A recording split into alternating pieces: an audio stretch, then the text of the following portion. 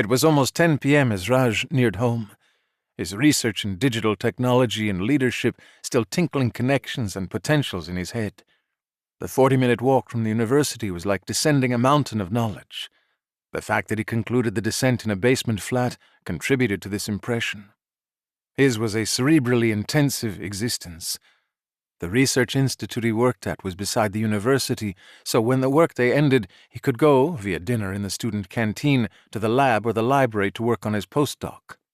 Convenient, but physically slothful. He needed these 2 daily walks. His body was the benevolent host to his brain, a rich aunt who would support you if you towed the line. Sidewards glances from women he passed on campus suggested he was not doing so bad a job on corporal maintenance. If these women came too close, though, they might smell his apartment off him. For the last week, after noticing that some of his colleagues talked to him from a greater distance, or just waved where they would previously have come over and fist-bumped, Raj had started taking his showers in the changing room at work. A fortnight earlier, his flatmates, Krishna and Pradeep, had found a notice in their letterbox about the smell, telling them to use the ventilator when they showered, to consider their neighbours when preparing food, to use, or indeed install, an extractor fan over the cooker, to keep the door to the stairwell closed at all times, especially when food was being cooked. When they received this recipe for civilized living early one morning, that is to say, it had been placed in their letterbox late at night, Raj noticed that neither the part-time dad on their story nor any of the others had a similar note folded and sticking out of their letterbox. None of his neighbours were suspects. Not only were Raj and his flatmates extra-continental foreigners, who it seemed needed to be told the basic rules that allowed Europeans to live side by side, not only this, but they were also tenants. Eva Holt, head of the Board of Residence, had not so casually bumped into Pradeep soon after they moved in and told him that they were the only tenants. All the other apartments were owner-occupied. So she just wanted to say that they had only to ask if there was anything they were unsure of, and had their landlord given them the house rules? If not, she happened to have a copy on her. All the other residents came down to his story from time to time to get to their storage rooms, and they inevitably complained about the smell. It was probably one of them who had stashed away something horrendous. A slaughtered elk in a malfunctioning freezer. Though it was not the smell of rotting flesh. There was certainly nothing Indian about the smell, a fact that should have exonerated Raj and his flatmates. There was nothing particularly foreign about it even, whatever that meant. It was not a spicy, aromatic, or pungent smell. It smelled of basement to a factor of 10. It smelled wet or damp, even though the surfaces were dry. He had looked up dry rot and fungal growths and checked along the floor and behind the furniture. There were no characteristic black spots. There was no rotting wood. It looked fine, but it smelled intense. It hadn't always stunk. When they moved in, it had been all right, a fact that made the whole situation worse, since there was a temporal link between their tenancy and the smell. Worried about their deposit, they'd been eating salads and taking cold showers to avoid steam for the past fortnight, but the smell only got worse. They paid a 3-month deposit when they signed the tenancy contract, all 3 of them, but they'd only lived there for 1 month. The other 2 were as tightly strung on student loans as Raj was, otherwise they would have looked for a place somewhere else. Next time he would rent somewhere on a higher story. He could probably get something cheaper closer to the university, and he could get his exercise by jogging. He didn't benefit from the central location of his apartment. It was just expensive. There must be something they could do about the smell. He was the only son of scientists, and maybe that was why he could not let it rest, why he needed to understand. Raj, Pradeep, and Krishna all worked in IT, worked by day and researched in the evenings, or the other way round in Krishna's case, since he was still contracted to a Delhi-based company. Dealing with smells was not within their skill sets. Scent and taste were still way off on the edges of virtual reality, the last unconquered senses. As he walked down the street, he saw Krishna inside, attempting to open his bedroom window to a greater angle.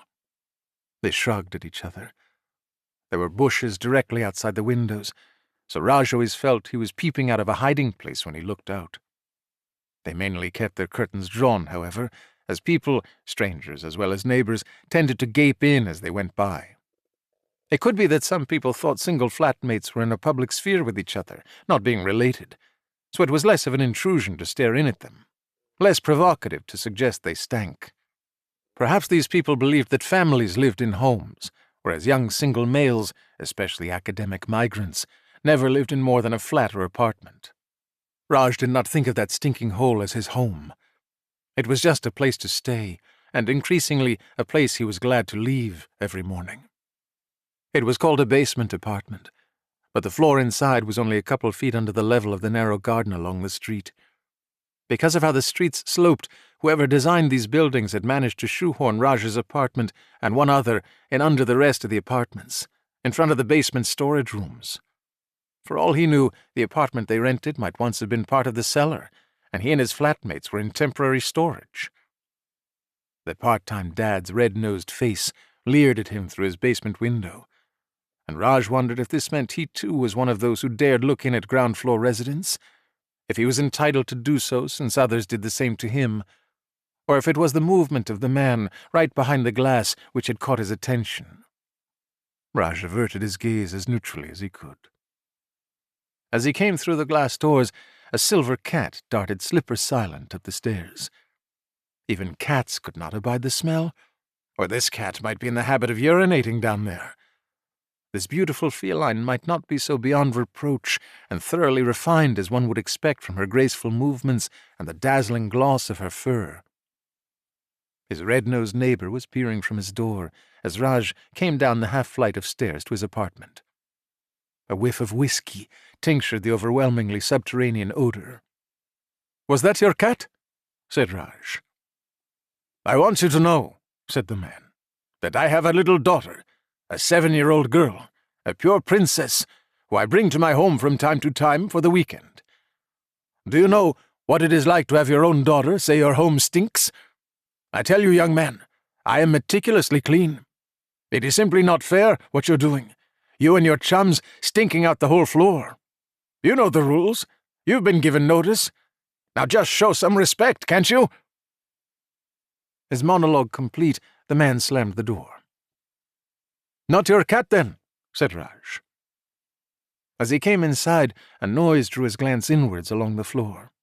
Mice, 4 at least, shuttled in various directions and disappeared, hidden who knows where.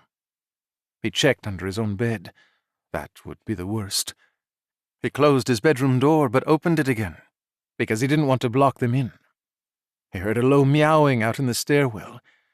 In his hurried mouse chase, he had left the door unlocked. "Psst, psst, psst," he said. "Here, pussy, pussy." He held the door open and stood well back so as not to frighten the animal. She kept her eyes on him as she passed, and then made straight for the kitchen. Pradeep came out of his room, and Raj put a finger to his lips. "We have mice," he said. Krishna came out too. "Is that your cat?" he said. "It is not allowed." "We have mice," said Pradeep, putting on his jacket. "I'm going out to get a trap." "We'll need a few," said Raj, "but the hardware stores will all be closed now. I'll try the shopping centres." "I'll come with you," said Krishna. "There are humane traps we could get." "Stay with me," said Raj. "We should tidy up and seal all the food. Get some tape too, Pradeep, will you?" "Text me if there's anything else," said Pradeep, already out the door and tapping up the half-flight of stairs at speed. Raj heard squealing and hissing from the kitchen. "Where did you get the cat?" said Krishna. "It just came in." He held the door ajar and allowed the cat to go out with a small mouse in her mouth, alive or dead he couldn't tell, and to come back to fetch another and another. They waited quietly as this happened. Raj stood aside in the hallway so he would hear anyone coming on the stairs. He didn't show himself at the door in case the Alco dad could see him through his spy hole. If anyone came and saw the door ajar, they would be accused anew of spreading their dinner odors into the stairwell. This despite the fact that none of them had cooked dinner, and none of them would have the appetite to eat anything now. "Let's keep the cat overnight," said Raj, in the lowest of voices.